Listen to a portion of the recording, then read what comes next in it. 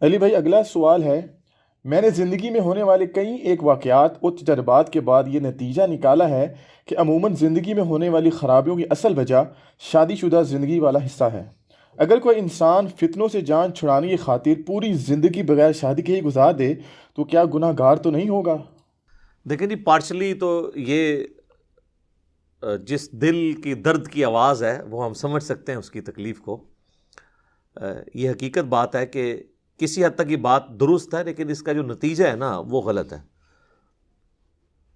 اس کو آپ اس طریقے سے سمجھ لیں کہ انسان اگر یہ سمجھ لے کہ میرے فیل ہونے کی وجہ یہ ہے کہ میں کمرہ امتحان میں بیٹھا تھا، نہ میں کمرہ امتحان میں بیٹھتا، نہ میرے پیپر خراب ہوتے، نہ میں فیل ہوتا، لیکن میرے بھائی اس کے علاوہ چارہ بھی تو کوئی نہیں ہے۔ اگر آپ کمرہ امتحان سے اٹھ کے بھاگ جائیں گے تب بھی آپ فیل ہی ہوں گے، پیپر تو آپ کو دینا پڑے گا۔ تو اللہ تعالیٰ نے اس دنیا کو امتحان کے ساتھ، ٹیسٹ کے ساتھ جوڑا ہوا ہے، اور وہ ٹیسٹ یہی رشتے ہیں، ماں باپ، بیوی بچے، بہن بھائی، رشتہ دار۔ اسی سسٹم میں رہتے ہوئے آپ نے بیسٹ پرفارم کرنا ہے۔ امتحان گاہ سے اٹھ کر باہر نہیں بھاگنا، مجرد زندگی نہیں گزارنی بغیر شادی کے۔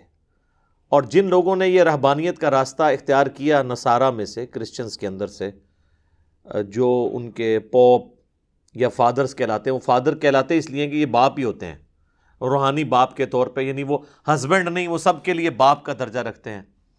اور جو عورتیں وقف ہوئی ہوتی ہیں وہ سسٹرز کہلا رہی ہوتی ہیں۔ تو اینڈ رزلٹ آپ دیکھ لیں کہ خود کرسچنز کی کتابیں بھری پڑی ہیں کہ ان پوپس نے، ان فادرز نے انہی سسٹرز کے ساتھ کیا کچھ کیا، اور کتنے چرچ جو ہیں وہ آؤٹ آف ویڈ لاک پیدا ہونے والے بچوں کے قبرستان بنے۔ بلکہ کچھ سال پہلے آپ کو پتہ ہے ویٹیکن سٹی کے اندر باقاعدہ ان کے جو وہاں پہ بڑے پادری ہیں ان کے سکینڈلز نکلے باہر، جو وہاں کے لڑکوں کے ساتھ انہوں نے بدکاری کی۔ اس پہ باقاعدہ وہ اسپاٹ لائٹ کے نام سے فلم بھی بنائی انہوں نے۔ بہرحال یہ ان کو سلام ہے، کم از کم انہوں نے اپنے بزرگان دین کو اور علماء کرائم کو، یا علماء کرام کہہ لیں، بے نقاب کیا۔ یہاں تو کسی کی جرت نہیں ہے کہ اس طرح کی کوئی بات کر جائے۔ تو اس لیے پھر وہ لرن بھی کرتے ہیں اس طرح کے سسٹم کی جو خرابی ہیں، اس کو امپروو بھی کرتے ہیں۔ تو رہبانیت کی زندگی کا پھر اینڈ رزلٹ یہی نکلتا ہے، کیونکہ سیکس سب سے امپورٹنٹ جذبہ ہے۔ یہ تو فرائیڈ بھی مانتا ہے، قرآن حکیم نے تو بہت پہلے یہ بات کر دی تھی، زُيِّنَ لِلنَّاسِ حُبُّ الشَّهَوَاتِ مِنَ النِّسَاءِ۔ اللہ نے مزین کر دیا انسان کے لیے جو لذت والی چیزیں، اٹریکٹفل چیزیں، ان میں پہلی چیز عورت کا فتنہ ہے۔ فتنہ یہ پنجابی والا نہیں ہے، نیگیٹو ورڈ نہیں ہے، یہ پازیٹیو ورڈ ہے۔ آزمائش، ٹیسٹ، یہ کوئی عورت کے لیے کوئی غلط لفظ نہیں، نعوذ باللہ، نہ اس کی توہین ہے، یہ عربی میں فتنہ ہے۔ جس طرح آیا سورہ التغابن میں، انما اموالکم و اولادکم فتنہ، تمہارے مال اور اولاد اس کے سوائے کچھ نہیں ہے کہ وہ تمہارے لیے فتنہ ہے، یعنی آزمائش ہے۔ یہ نہیں ہے کہ اولاد کو مار دینا ہے اور مال ضائع کر دینا ہے، بلکہ یہ آزمائش کا ذریعہ ہے۔ اسی سسٹم میں رہتے ہوئے آپ نے بیسٹ پرفارم کرنا ہے۔ جس طرح ایک کشتی یا بحری جہاز پانی کے اوپر چلتا ہے، یہ اس کی مجبوری ہے۔ اب آپ یہ کہیں کہ جی پانی میں گیا تو وہ ڈوب بھی سکتا ہے لہذا چلاتے ہی نہیں ہے، تو آپ منزل پہ تو نہیں پہنچیں گے۔ اسی پانی پہ چل کے آپ نے منزل تک پہنچنا ہے، لیکن اس پانی کو آپ نے جہاز کے اندر نہیں داخل کرنا، ورنہ تو پھر بیٹھ جائے گا جہاز۔ بس اتنا ہی رکھنا ہے جتنا آپ اس سے نفع اٹھا سکیں۔ آپ اگر اس کو اپنے سر کے اوپر سوار کر لیں گے اور ایک لمٹ کو کراس کر دیں گے، پھر وہی چیزیں آپ کے لیے مصیبت کا باعث بن جائیں گی۔ تو یہ میاں بیوی کا جو رشتہ ہے، اولاد کا رشتہ ہے، ماں باپ کا رشتہ، یہ سب کے سب اللہ نے ٹیسٹ رکھے ہوئے ہیں۔ آپ اس سے ہٹ کے زندگی نہیں گزار سکتے۔ اسی لیے پیغمبروں کی زندگی کو ہمارے لیے رول ماڈل قرار دیا ہے اللہ تعالیٰ نے۔ لَقَدْ كَانَ لَكُمْ فِي رَسُولِ اللَّهِ أُسْوَةٌ حَسَنَةٌ، بے شک رسول اللہ کی زندگی میں تمہارے لیے بہترین نمونہ ہے۔ ویسے یہ آیت تو اسپیسیفکلی جہاد کے حوالے سے آئی تھی، غزوہ خندق کے موقع پر، لیکن یہ جنرل بھی ہے۔ قُلْ إِن كُنتُمْ تُحِبُّونَ اللَّهَ فَاتَّبِعُونِي يُحْبِبْكُمُ اللَّهُ، اے نبی فرماؤ ان سے کہ اگر تم اللہ سے محبت کا دعویٰ رکھتے ہو تو پھر میری اتباع کرو، پھر اللہ بھی تم سے محبت کرے گا۔ مَن يُطِعِ الرَّسُولَ فَقَدْ أَطَاعَ اللَّهَ، جس نے رسول اللہ کی اطاعت کی گویا اس نے اللہ کی اطاعت کی۔ تو رسول تو شادیاں کرتے ہیں، رسولوں کے بچے بھی ہوتے ہیں، اگرچہ کافر اسی چیز کو قرآن پاک میں ٹونٹ بھی کرتے ہیں، یہ کیسا رسول ہے، اس کی بیویاں ہیں، بازاروں میں چلتا ہے، کھاتا پیتا ہے۔ تو اللہ تعالیٰ نے کہا کہ زمین پہ اگر فرشتے آباد ہوتے تو فرشتوں میں سے رسول آتا۔ سورہ بنی اسرائیل میں آیا، سورۃ الفرقان میں تو کئی ایک یعنی وہ القابات کافر مسلمانوں کو تنگ کرنے کے لیے رسول اللہ کے اوپر پھپتیاں کستے تھے، نعوذ باللہ۔ تو اللہ نے نقل کی ہے کہ بھئی یار یہ اس طرح کی بات تو نہ کرو، یعنی اگر رسول اللہ شادی نہ کرتے تو انہوں نے کہنا تھا اس کو ہم کیسے آئیڈیل مانیں کہ جس کی بیوی نہیں ہے، تو اس کو کیا پتا کہ عورت سے کیا انسان کو تکلیف پہنچتی ہے۔ اب تو سر سورۃ الاحزاب گواہ ہے کہ رسول اللہ کو بھی تکلیفیں پہنچی ہیں اپنی بیویوں سے، تو آپ امت کے لیے رول ماڈل ہیں۔ آپ کی بیٹیوں کو طلاق ہوئی، آپ کی بیٹیاں آپ کی زندگی میں فوت ہوئیں، یہ ساری تکلیف سے آپ کو گزرنا پڑا، تو یہ آپ کا ٹیسٹ ہے۔ اسلام میں بیسک اکائی جو ہے نا جی خاندان کی، وہ میاں بیوی کا رشتہ ہے۔ ماں باپ بہن بھائی یہ سب بعد کے ہیں، اس لیے دیکھیں پورے قرآن کا تانا بانا جو ہے نا وہ آئلی زندگی میں میاں بیوی کے ریلیشن شپ کے گرد گھومتا ہے۔ احادیث میں بھی آپ دیکھیں میاں بیوی کا ریلیشن شپ اور اس سے ریلیٹڈ سارے معاملات، کیونکہ وہ بیسک یونٹ ہے، اور ظاہر ہے وہ تو ڈیپینڈنٹ ہے شادی کے اوپر۔ آپ کوئی شخص کہتا ہے میں نے شادی ہی نہیں کرنی ہے، یہ تو اسی طریقے سے ہے کہ میں نے تجربات سے یہ رزلٹ نکالا ہے کہ روڈ پہ ایکسیڈنٹ اس لیے ہوتا ہے کہ لوگ گاڑی لے کے روڈ پہ آتے ہیں، تو میں تو اب روڈ پہ سفر بھی نہیں کروں گا۔ یہ تو سر پھر دنیا میں تو اس چیز کا کوئی اینڈ ہی نہیں ہوگا، یہ آپ کا ٹیسٹ ہے، اس کی وجہ سے آپ نے اس چیز سے پیچھے نہیں ہٹنا۔ اور اللہ تعالیٰ تو اس کو فخریہ طور پہ قرآن میں بیان کرتا ہے، سورہ النساء جس کا نام ہی ہے عورتیں، اس کی پہلی آیت کیا ہے؟ یا ایھا الناس اتقوا ربکم الذی خلقکم من نفس واحدہ، اے لوگو اس رب کا تقوی اختیار کرو جس نے تمہیں ایک جان سے پیدا کیا، وخلق منہا زوجہا، اور اسی جان سے اس کا جوڑا بنایا، یعنی سیدنا آدم علیہ السلام کی پسلی سے اماں حوا کو پیدا کیا، وبث منہما رجالا کثیرا ونساء، اور پھر ان میاں بیوی کے ذریعے اللہ نے کثیر تعداد میں مرد و عورت زمین کے اوپر پھیلا دیے۔ واتقوا اللہ الذی تساءلون بہ والارحام، اور تقوی اختیار کرو اس اللہ کا کہ جس کے ذریعے تم ایک دوسرے سے سوال کرتے ہو، جب بالکل معاملہ پھنس جائے تو پھر کہتے ہو اللہ کے لیے معاف کر دو۔ والارحام، اور رحمی جو رشتے ہیں ان کا بھی خیال رکھو۔ ان اللہ کان علیکم رقیبا، بے شک اللہ تعالیٰ دیکھ رہا ہے جو کچھ تم کر رہے ہو، تم پر گواہ ہے، دیکھنے والا ہے۔ تو یہ جو اللہ تبارک و تعالیٰ نے میاں بیوی کا ریلیشن شپ رکھا ہے اور ایک خاندانی نظام کا ہمیں پابند کیا ہے، یہ ہماری آزمائش ہے، ہم اس سے جان نہیں چھڑا سکتے۔ اور اگر کوئی اس سے جان چھڑائے گا تو وہ پیغمبر کا راستہ چھوڑ دے گا، پیغمبر کا راستہ چھوڑ دے گا تو پھر وہ اس طریقے پہ نہیں مرے گا جو اللہ کی ریکوائرمنٹ ہے اپنے بندے سے۔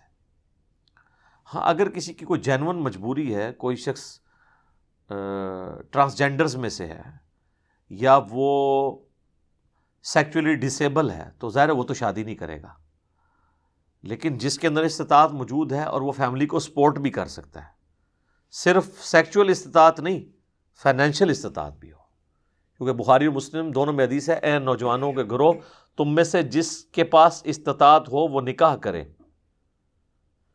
کیونکہ نکاح کرنا نگاہوں کو نیچا رکھنے کا ذریعہ ہے اور تمہاری عفت اور عصمت کی حفاظت کا ذریعہ ہے، اور جو نکاح کی استطاعت نہیں رکھتا وہ روزے رکھ کے اپنی شہوت کو کنٹرول کرے۔ تو اس کا مطلب شہوت اس میں موجود ہے، وہ کون سی استطاعت ہے؟ جو نہ ہو تو نکاح نہیں کرنا، فائنینشیل استطاعت ہے، وہ تو انڈرسٹوڈ ہے، کیونکہ اگلے الفاظ کیا ہیں کہ وہ شہوت کو ٹھنڈا کرے روزے رکھ کے۔ تو اب اس کے پاس کون سی استطاعت نہیں تھی؟ وہ یہی استطاعت نہیں تھی کہ فائنینشیل سپورٹ نہیں کر سکتا۔ باقی وہ ایک جعلی روایت ہے، غریب آدمی آیا حضور نے کہا شادی کر، اور غریب ہو گیا، دوسری کر، تیسری کر، چوتھی کر، پھر امیر ہو گیا۔ سر اس طرح آج تک نہ کوئی امیر ہوا ہے نہ ہوگا، اللہ یہ ہے کہ کسی امیر عورت کے ساتھ کسی کی شادی ہو جائے تو اس کی کوئی لاٹری نکل آئے، ادروائز اس سے بندہ غریب تر کیا ہوتا ہے، بندہ رہ جاتا ہے بالکل۔ بخاری مسلم میں حدیث ہے، نبی علیہ السلام فرمایا کہ عورت سے 4 وجوہات کی بنا پہ نکاح کیا جاتا ہے، اس کے حسب و نسب کی وجہ سے، یعنی اس کا جو اعلیٰ خاندان ہے، اور اس کی خوبصورتی کی وجہ سے، اس کی مال و دولت کی وجہ سے، اور اس کی دینداری کی وجہ سے. پھر حضور نے فرمایا اللہ کے بندوں دینداری کو دیکھا کرو، پہلے نمبر پہ دینداری دیکھو. اچھا یہ جو لوگ ذلیل ہو رہے ہوتے ہیں نا، جو یہ اس طرح کے تجربے نکال رہے ہوتے ہیں، انہوں نے جو اپنی زندگی میں پرائورٹی سیٹ کی ہوئی ہوتی ہے نا، ان کو وہی کچھ ملتا ہے. اگر کسی نے پرائورٹی سیٹ کی تھی نا مال و دولت اور خوبصورتی، دینداری کو اس نے پسے پش ڈالا تھا، تو سر پھر وہی اس کو ملے گا. اور جس نے دینداری کو پریفر کیا تھا نا، آپ دیکھیں کتنی پرہیزگار عورتیں ہیں، ان کے رشتے صرف اس لیے ریجیکٹ ہو جاتے ہیں کہ یہ پردہ کرتی ہیں، یہ آرتھوڈاکس ہیں. کتنے پرہیزگار مردوں کے رشتے عورت والے ریجیکٹ کر دیتے ہیں، یہ تو داڑھی والا ہے، یہ آرتھوڈاکس ہے. تو سر پھر تم نے یہ پرائورٹی نہیں رکھی تھی نا، تو یہ داڑھی والا ہی ایک مخلص مرد ملنا تھا نا تمہیں. تو اب جب تم نے دنیا ڈھونڈی، دنیا کی محبت ڈھونڈی، دولت ڈھونڈی، تو پھر اب بھگتو. یہ دونوں چیزیں پیرلل میں نہیں چل سکتی کبھی بھی، یہ ذہن میں رکھیے گا. وہ میں اگلے دن ایک کسی بڑے بندے کا قول پڑھ رہا تھا کہ مرد بھی بڑے عجیب ہیں کہ وہ اپنی بیویوں میں طوائفوں جیسی جو کوالٹیز ہیں وہ تلاش کرتے ہیں، اور طوائفوں کے اندر شریف عورتوں والی کوالٹیز تلاش کرتے ہیں. تو نہ طوائفوں کے اندر شریف عورتوں والی کوالٹیز ہو سکتی ہیں الا ماشاء اللہ، اور نہ خاندانی عورتوں کے اندر طوائفوں والی، اور جو فلمی ایکٹرز کی جو ادائیں آپ کو ڈراموں میں دکھاتے ہیں، وہ شریف عورتوں کی تو ادائیں وہ نہیں ہو سکتی ہیں. اور بدماش سے بدماش شخص کی بھی یہ خواہش ہے، آپ جو پورا دن جو ہے وہ اسلامی بہنوں کی خدمت کے لیے چوک میں کھڑا ہوتا ہے یا کالجز اور یونیورسٹیز کے گیٹس کے اوپر، اگر آپ اس سے پوچھیں نا تمہاری بیوی کیسے ہونی چاہیے، تو وہ کہے گا جی با پردہ ہونی چاہیے جی. تو تم جو خود حرکتیں کر رہے ہو، تو کیا تم ڈیزرو کرتے ہو کہ تمہیں اس کے طرح کی عورت ملے؟ تو جو جس کی پرائورٹی ہوتی ہے وہ اس کو مل جاتی ہے، یہ ذہن میں رکھیے گا. ہاں ایکسیپشنز آر آلویز دیئر، وہ تو قرآن میں بھی آیا ہے. حضرت لوط کی اور حضرت نوح کی بیویاں وہ کافرہ نکل آئی تھی، بد کردار نہیں تھی، کافرہ تھی. تو یہ ان کے ساتھ بہت بڑا مس ہیپ اس حوالے سے دنیاوی طور پہ ہوا ہے، یہ ہو سکتا ہے. لیکن اوور آل وہی ہے جو اللہ تعالیٰ فرمایا نا کہ پاکیزہ مردوں کے لیے پاکیزہ عورتیں ہیں اور بدکار مردوں کے لیے بدکار عورتیں ہیں. یہ جنرل رول یہی ہے. تو جو آپ خواہش کرتے ہیں وہ آپ کو مل جاتا ہے. باقی اگر آپ یہ کہیں کہ اس کا اینڈ رزلٹ آپ نے یہ نکالنا ہے کہ مجرد زندگی گزارنی ہے، یہ تو اللہ تعالیٰ کو مطلوب نہیں ہے. یہ تو اسی طریقے سے آپ امتحان گاہ سے اٹھ کے بھاگ جائیں. ہمارے پنجاب کے کلچر میں تو مشہور ہے جس کی شادی نہ ہو اس کا جنازہ ہی جائز نہیں ہے. ہاں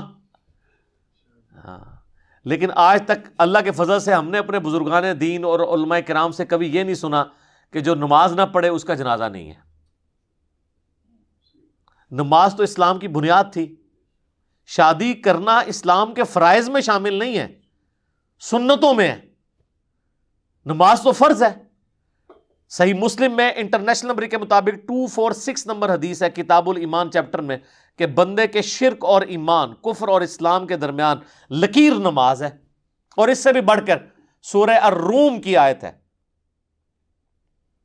منیبین الیہ، اللہ کی طرف رجوع لاؤ، وَأَقِیمُوا الصَّلَاةَ، اور نماز کو قائم رکھنا، وَلَا تَكُونُوا مِنَ الْمُشْرِکِینَ، اور مشرکین میں شامل نہ ہونا. بے نمازی پاکستان کے شناختی کارڈ میں مسلمان ہے، اللہ کے ہاں وہ عملاً تو کافر ہے. عقیدے میں ہم اس کے اوپر کفر کا فتویٰ نہیں لگاتے، عملاً تو وہ کافر ہے نماز چھوڑ کے. لیکن کبھی نہیں آپ سنیں گے کہ جو نماز چھوڑتا ہو اس کا جنازہ نہ پڑھے. جو نبی علیہ السلام کی سنت واجبہ دائمہ متواتر مسلسل یعنی داڑھی یہ نہ رکھے تو اس کا جنازہ نہیں جائز، یہ کبھی نہیں آپ سنیں گے. شادی کے والے سے میرا خیال ہے کوئی بوڑھے ماں باپ ہوں گے جن کے بچے شادی کے لیے آمادہ نہیں ہوتے ہوں گے، تو انہوں نے ایک روایت گھاڑ لی ہوگی لوگوں کو خوش کرنے کے لیے کس طریقے سے اپنے بچوں کو آمادہ کیا جائے کہ وہ شادی کر لیں. بلکہ ہمارے تو معاشرے میں عجیب معاملہ ہے، جب کوئی کسی کا بچہ کوئی کام نہ کر رہا ہونا تو کہتے ہیں نہیں بیاہ کرا دو جی، آپ ٹھیک ہو جائے گا، ٹھیک ہوئے گا، کھیت ہے مٹی ٹھیک ہوئے گا، تھوڑا بھی بیڑا غرق کرے گا تو جنہوں لے آئے گا وہ بھی بیڑا غرق کرے گا اور اس کے خاندان کا بھی بیڑا غرق کرے گا. یہ کوئی ایٹیچیوڈ نہیں ہے اس طریقے سے کہ آپ کسی کی بچی کو لا کے تو وہ جہنم میں جھونک دے دنیا کے اندر ہی. یہ بالکل غلط ایٹیچیوڈ ہے.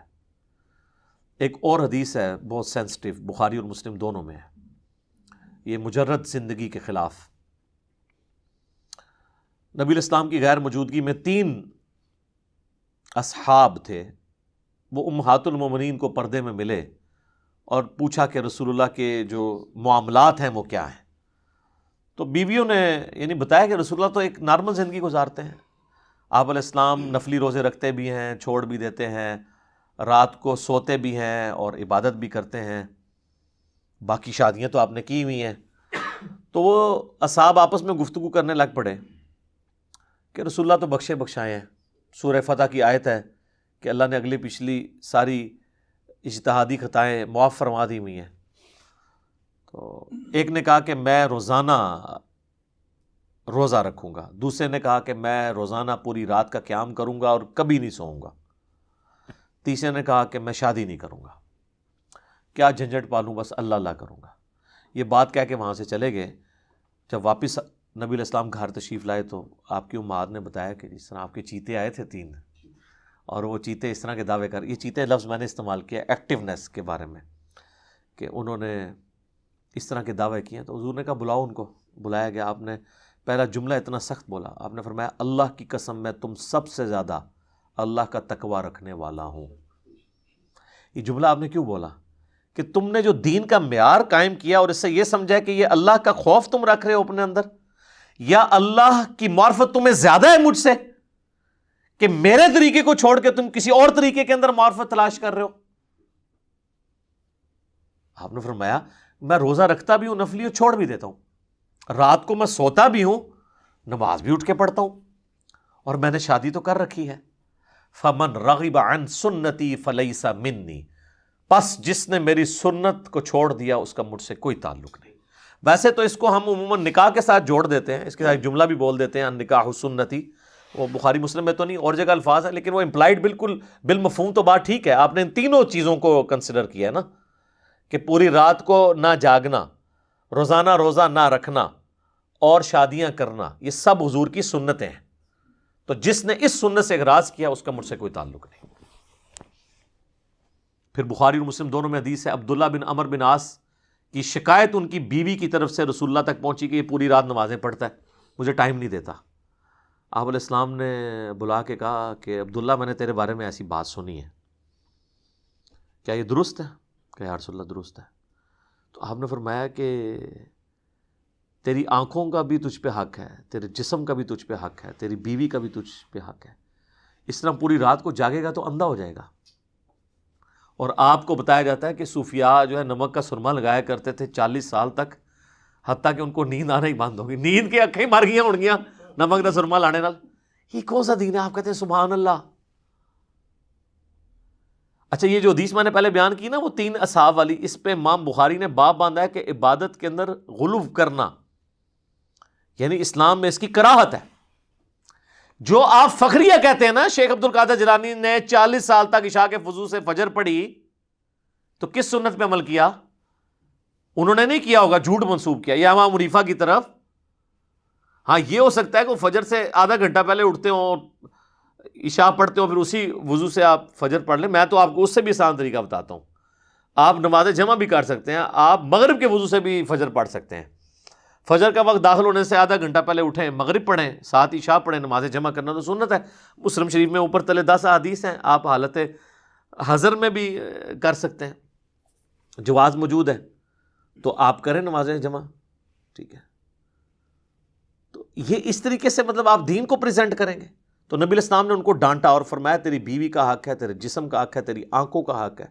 آپ فرمایا یہ روزانہ روزہ نہ رکھ، تو نے اگر بہت روزے رکھنے ہیں نا تو داودی روزے رکھ لے، ایک دن روزہ رکھ، ایک دن چھوڑ دے. اور پھر آپ نے یہ بھی فرمایا کہ روزانہ روزہ رکھنے والا اس طرح ہے گویا اس نے روزہ رکھا ہی نہیں، 0 سے ملٹیپلائی. کیونکہ رسول اللہ کا طریقے سے ہٹ گئے نا، نبی علیہ السلام کے طریقے سے آپ ہٹیں، عمل زیادہ بھی ہوگا 0 سے ملٹیپلائی ہو جائے گا. عمل کی قبولیت کے لیے پہلی شرط ہے عقیدے کا درست ہونا، دوسری شرط ہے رسول اللہ کے طریقے پہ ہونا، اور تیسری شرط ہے اخلاص ہونا. جب تک یہ 3 فنکشنز اپلائی نہیں ہوں گے کسی کے عمل کے اوپر، اس کا عمل قابل قبول نہیں ہے. عقیدہ درست نہیں ہے، عمل 0 سے ملٹیپلائی. عقیدہ درست تھا، جو عمل کیا وہ رسول اللہ کی سنت سے ہٹ کے ہے. اللہ نے اب عقیدہ نہیں آپ کا دیکھنا، عمل میرے نبی کے طریقے سے ہٹ کے ہے، 0 سے ملٹیپلائی. عمل بھی رسول اللہ کے طریقے پہ تھا، عقیدہ بھی درست تھا، لیکن کیا غیر اللہ کے لیے، ریاکاری کے لیے، اخلاص نہیں تھا، 0 سے ملٹیپلائی. جناب اللہ بڑا ڈاڈا ہے. ہاں اللہ تعالیٰ بہت غیرت مند ہے, 0 سے ملٹیپلائی کر دیتا ہے چیزوں کو. تو یہاں پہ بھی آپ دیکھیں کہ عبداللہ بن عمر بن عاص کو نبی علیہ السلام نے اس کے اوپر ڈانٹا کہ اس طرح کی زندگی تم نے نہیں گزارنی, بلکہ شادی شدہ زندگی کو اسلام میں پریفر کیا گیا ہے, اور اس کے ذریعے ہی آپ عفت اور عصمت کی اپنی حفاظت کر سکتے ہیں. نگاہوں کا نیچا رہنا اس کی وجہ سے ہے. آپ بے حیائی کے کاموں سے بچ اس کی وجہ سے سکتے ہیں. آپ یہ دیکھیے کہ اسلام کے اندر آپ کو کبھی بھی کوئی چیز 0 سے ملٹیپلائی نہیں کروائی جاتی, بلکہ آپ کو اسکیپ روٹ دیا جاتا ہے. اسلام نے کبھی نہیں کہا کہ آپ اپنے آپ کو خصی کر لیں. بخاری مسلم میں حدیث ہے کہ یہ صاحب نے حضور سے اجازت مانگی کہ ہم اپنے آپ کو ٹرانسجینڈر بنا لیتے ہیں کہ ہم شادی نہیں کریں گے, خصی ہو جائیں. آپ نے منع فرما دیا, فرمایا اسلام تو اس کی اجازت نہیں دیتا. تو اسلام نے اس کا اسکیپ روٹ بتایا کہ آپ نے شادی کرنی ہے, اس کا بتایا کہ اس کو آپ نے یوز کہاں کرنا ہے اس چیز کو. اور اگر کوئی کہتا ہے کہ میں ان چیزوں کے بغیر زندگی گزار سکتا ہوں, یہ صرف دعوے ہی ہوتے ہیں لوگوں کے. ہاں یہ آپ ذہن میں رکھیے گا, کچھ عرصے بعد ان چیزوں کا آئیڈیا ہو جاتا ہے کہ اللہ تعالیٰ نے جو نیچرل سسٹم رکھا ہوا ہے نا, آپ اس سے ہٹ کے زندگی گزاریں گے تو بڑی مشکل زندگی ہوتی ہے. پرہیزگاری کی زندگی گزارنا مشکل ہو جاتا ہے. تو یہ ایمان کی سلامتی کا ذریعہ ہے یہ تمام چیزیں.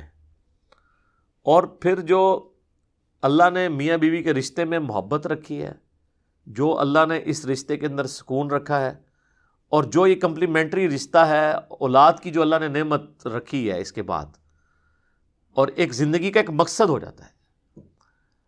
یقین کریں جب تک ہماری شادی نہیں ہوئی تھی نا, مجھے صحیح طرح یاد ہے, ہمیں کو پوچھتا تھا نا کہ شادی ہوئی کہ نہیں, تو ہم فخر سے بتاتے تھے کہ نہیں ہوئی ہوئی. یعنی اس کو اپنا عیب نہیں شمار کرتے تھے, بلکہ فخر سے بتاتے تھے کہ یار سکون کی زندگی ہے, ہم تو مرضی کی زندگی گزارتے ہیں, کسی کے محتاج نہیں ہے. لیکن شادی کے بعد, اور یہ پوری ابھی آلموسٹ 15 سال سے زیادہ زندگی شادی شدہ میری گزر چکی ہے, مجھے یہ چیز آئیڈیا ہوا ہے کہ کتنے بیوقوف تھے ہم لوگ, کیونکہ ہمیں پتہ نہیں تھا کہ زندگی تو شروع ہی شادی کے بعد ہوتی ہے. اس سے پہلے تو آپ کا سارا وہ ایک بچپنا اور لڑکپن اور ایک ایسی پتنگ ہے جو کٹ چکی ہے ڈور سے, پتہ نہیں کہاں جا کے اس نے اترنا ہے, یا ایسا بوئنگ جہاز ہے کہ جس کو پتہ نہیں اس نے لینڈ کہاں کرنا ہے. زندگی کا مقصد نہیں ہے نا. لیکن شادی کے بعد جو کنوارے ہیں انہوں نے ناراض نہیں ہونا, ٹھیک ہے نا, یہ ایک ریالٹی ہے, اس کو ایکسیپٹ کریں, ٹھیک ہے. اچھا, اور سب سے بڑی ریالٹی یہ ہے کہ یار میرے نبی کا طریقہ ہے صلی اللہ علیہ وسلم. یہ کوئی ایسی بات نہیں ہے کہ جس کو ہم کرتے ہوئے شرمائیں. سب سے بہترین طریقہ تو وہ ہے نا, خیر الہدی ہدی محمد صلی اللہ علیہ وآلہ وسلم, ٹھیک ہے. تو ویسے یہ کہتے رہے جی کہ وہ صوفیاء نے نہیں شادیاں کی ہیں جی, وہ مائی رابعہ بصری نے پوری زندگی شادی کی نہیں ہے, اور پھر عجیب و غریب ان کے واقعات لکھے ہوئے ہوتے ہیں انہوں نے کہ جی وہ ان کے پاس آ کے ان صوفیاء درس لیا کرتے تھے ان سے, تو ان کو تو وہ حسن بصری جاتے تھے, فلانا جاتا تھا, فلانا جاتا تھا, اور وہ کہتے ہیں ہمیں تو پتہ ہی نہیں چلتا تھا ہم کسی عورت کے پاس گئے یا مرد کے پاس گئے. سب کہانیاں کراتے ہیں, بالکل جھوٹ بولتے ہیں. پہلے تو یہ واقعات ہی غلط ہیں, اور دوسرا اگر ہو بھی تو یہ سب کے سب یہ جو کہتے ہیں نا پاکیزہ محبت اور رسپیکٹ کا رشتہ, اور یہ جی وہ نہیں جی کبھی گندا خیال نہیں لایا جی ہم تو استاد اور شاگرد کا رشتہ, اور بعد میں جو یہ کام ڈال رہے ہوتے ہیں آپ کے سامنے, ٹھیک ہے نا جی. تو یہ صرف بات کرنے والی ہے, پریکٹیکلی مشکل ہے. تو اللہ تعالیٰ نے اس زندگی کے اندر ایک لذت رکھی ہے, اس زندگی کا ایک مقصد رکھا ہے, اور وہ مقصد اسی وقت اچیو ہوگا جب آپ ایک شادی شدہ زندگی گزاریں گے. اس کے بغیر تو سر زندگی بہت لمبی ہے, کٹ ہی نہیں سکتی. اور اللہ نے دنیا میں یہ سلسلہ رکھا ہی اس لیے ہے, ورنہ تو آپ جیسے سمجھدار لوگ اگر دنیا میں پیدا ہوئے ہوتے تو آج دنیا کی آبادی 7-8 ارب تو نہ ہوتی, کب سے دنیا ختم ہو گئی ہوتی. اور جو اللہ تعالیٰ کہتا ہے کہ ہم نے مرد و عورت کے ذریعے ایک سلسلہ زمین میں پھیلایا ہے, تو یہ تو اللہ تعالیٰ نہ پھیلاتا. اس لیے اللہ تعالیٰ نے ان چیزوں کو کس طریقے سے آپس میں کو ریلیٹ کیا ہوا ہے, اور کس طریقے سے یہ سارے معاملات کمبائنڈ ہو کے ایک مشترکہ کاز کو کمپلیٹ کرتے ہیں. اور جہاں پہ خاندانی نظام ٹوٹ چکا ہے, آپ ذرا یورپ اور امریکہ میں دیکھیں, وہاں پہ تو لوگ مرد مخلص بیویوں کے لیے ترستے ہیں, جو کوئی بیچ میں شریف ہوتے ہیں، شریف عورتیں مخلص خامدوں کے لیے ترستے ہیں.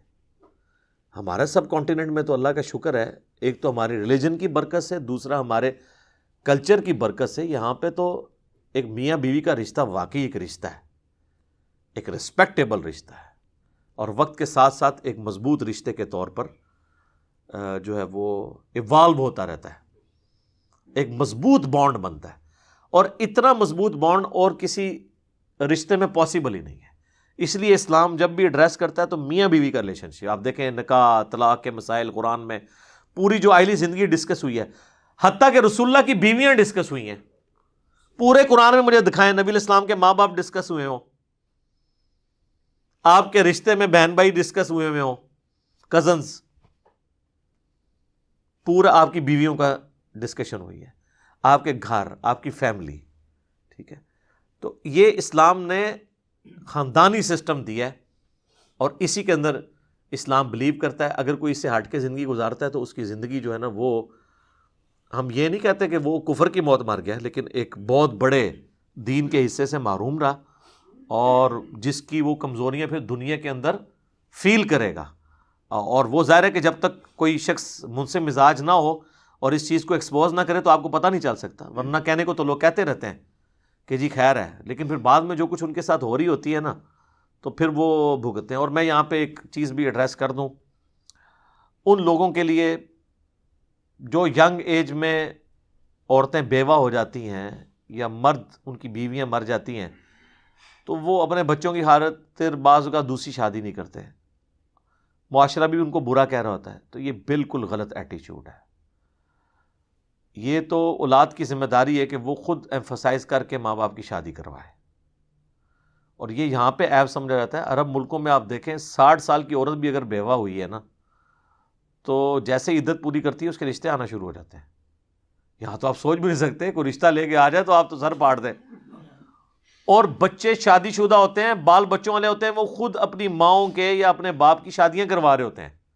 باپ کی شادی تو یا پھر بھی کوئی امیجن کر سکتا ہے، ماں کی شادی کو سوچ سکتا ہے کروائے، لیکن عرب میں یہ چیز نارمل ہے، کیونکہ وہاں پہ اس چیز کو عیب نہیں سمجھا جاتا. ہمارے یہاں پہ ریلیجن کے ساتھ ساتھ کئی ایک کلچرل چیزیں عجیب و غریب قسم کی داخل ہو گئی ہیں، اور جس کی وجہ سے بڑی مصیبت کھڑی ہو جاتی ہے ایسے لوگوں کے لیے. تو مجھے بتائیں، ہندوؤں میں جو یہ رسم تھی کہ اگر کسی کا خاوند مر جاتا تھا تو ستی کی رسم تھی، عورت کو بھی اس کے ساتھ ہی اس کی چتا جلا دی جاتی تھی. تو کسی طرح کا کام تو آپ بھی کر رہے ہیں کہ جب ایک جوان عورت بیوہ ہو جاتی ہے تو اس کے ساتھ شادی کرنے کے لیے کوئی تیار نہیں ہوتا، یا اس کی شادی کروانے کے لیے نہیں کوئی تیار ہوتا، تو ایک طرح کی تو آپ نے بھی اس کی چتا کو آگ لگائی دی ہے. پوری زندگی کے لیے اس کا آپ نے ایک مشکل میں ڈال دیا. کسی حد تک تو یہ بھی ہو رہا ہوتا ہے نا. تو یہ ایک اس چیز کا تلخ پہلو ہے، اس لیے میں نے چاہا کہ اس کو بھی یہاں پہ ایڈریس کر دوں. باقی یہ ہے کہ جی جن کی شادیاں نہیں ہوئی ہیں، اللہ تعالیٰ جلدی جلدی شادیاں کروائے جی ان کی. اور جو شادیوں کی آزمائش سے گزر رہے ہیں تو اللہ تعالیٰ ان کو اس آزمائش میں کامیاب کرے. یہ تو اللہ نے آزمائش کا ذریعہ رکھا ہے. ٹھیک ہو گیا جی.